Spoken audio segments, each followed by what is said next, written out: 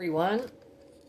I tried to do this one other time and the voice was just not synced up with the video. So I'm going to try this again. Maybe it'll come out even better. Anyways, I wanted to share a message with you about having your authentic voice and how your upbringing, your childhood can affect how you present yourself in your adult life. So, as a child, I know many will relate to this, that in my generation, children were to be seen but not heard.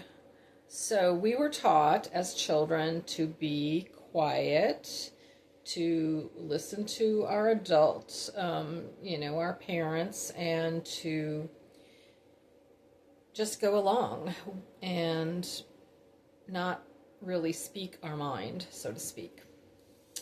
So these patterns really get ingrained in us. We get programmed basically at an early age to not speak up. So this really shuts down your ability to trust yourself and also to make decisions based on what you truly desire. So for me, I grew up in a household that was fairly dysfunctional in a multitude of ways, but primarily emotionally. So my father was very emotionally shut down. I always called him emotionally unavailable. He grew up in a very toxic household. Father alcoholic, mother commits suicide. So he, learned to deaden his emotions, except for the emotion of anger. Anger was very prominent. So although he didn't drink, he did have kind of that personality of, flying off the handle at, different things that made him upset. So as a child, you learn to be, quiet. You learn to kind of blend into the woodwork and not say too much. And I think that patterning really followed me throughout life. In my relationships with my husbands, I, was more on the submissive side and not very vocal as to things that I truly desired. I also grew up in a religion that was very controlling, told you what to believe, that type of thing. And I really learned or was taught to just not speak up, and that pattern is very insidious. In fact, more recently, I've had to recognize and acknowledge how it's impacted me in pretty much all of my relationships.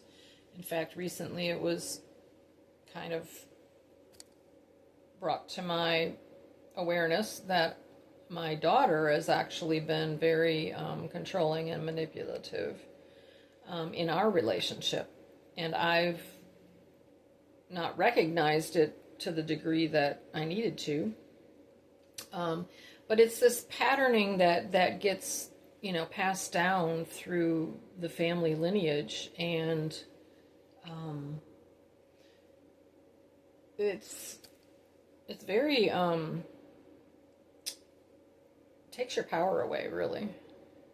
And I have distanced myself from any of those types of dynamics or relationships, and I am coming to know what my authentic voice really is.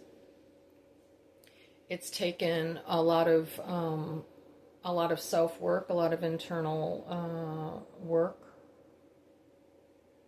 and it's also taken most recently just a period of isolation, really, to kind of get rid of all of the other voices that try to dictate what you should think or believe or who you should be, to actually get in touch with who you really are. So it's been a journey for sure, and it's partly because it's time for me to really step forward and share what I know, share my wisdom, share my insights, share my gifts, my spiritual gifts. And one of the things that kind of keeps you stuck in that dynamic is the belief that in order to be loved, you must go along. You need to, just dim your light and be agreeable.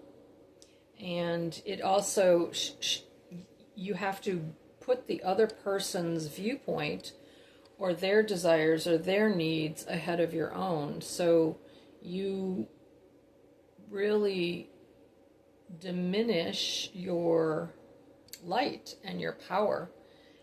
And it is very detrimental to yourself. And I am really on a path now there where I am honoring. I've stepped into my authenticity, where I honor myself and my desires and my beliefs about who I am and about the world are important, and they are valuable. They're very valuable, and I need to respect me first. And that's where the self-empowerment comes in. In order to have that, you really need to acknowledge yourself and that you are important. Your voice, your expression is valid and it is valuable. So these internal programs and patterns that run the show are really the things that I came here to dismantle, to unravel, to unlock from my family lineage. And it is a journey, it is a mission on my it's what I came here to do. So that's part of it. Anything else? So voice suppression is a real thing. It is very insidious. It's very damaging to not have a voice and to allow others to speak over your life or speak over your beliefs. Or I've been in a lot of control systems, from beginning family to marriages to religion, and then most recently and most difficult, actually, my own child. So anyways, I'm on the upward trajectory, and I will be coming out with more and sharing more about my life and my journey. Now, it's not for everyone, but I hope that my story really kind of inspires people, because I really want to help others with what I've learned and how I've been able to navigate codependency, scapegoating, black sheep of the family, empath, all the things that want to keep you in a box and keep you small and keep your light dim. Yeah, but no more. We're not doing that stuff anymore. Nope. We're stepping fully into the light, and yeah. So there will be more to come, and I am in the process of writing my book, and I do coaching sessions with people to help them to come out of these patterns and dynamics to find their own voice and step into their own self-empowerment.